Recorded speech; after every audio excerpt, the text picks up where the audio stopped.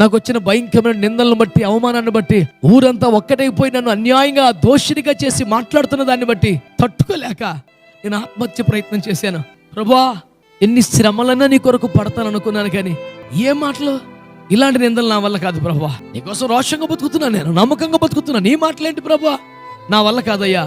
ఆత్మహత్య పాపమని తెలుసు, కానీ నాకు బలం సరిపోవట్లేదు నాయన, నా వల్ల కావట్లేదు, నిందలు తట్టుకోలేకపోతున్నాను, నన్ను క్షమించు ప్రభువా. నా వల్ల అయితే కావట్లేదు, ఇది మాత్రం నిజం. ఒక మాట చెప్తున్నాను, 100 కోట్ల మందిలో ఒక వ్యక్తి, ఒకడు చచ్చిపోతే 5 నిమిషాల్లో ప్రపంచం మర్చిపోద్ది, అంతకన్నా ఏమీ లేదు. అలాంటి ఒక మట్టి పురుగు కోసం యేసయ్య పరలోకం నుండి దిగి వచ్చాడు. నా జీవితంలో కూడా ప్రభు చేశాడు. ఒకవేళ ఆ దినం ప్రభు వచ్చి ఉండకపోతే ఈనాటి నేను చనిపోయి ఒక ఫోటో ఇంట్లో పెట్టుకున్నప్పుడు మా తల్లిదండ్రులు గుర్తు చేసుకునేవాళ్ళు.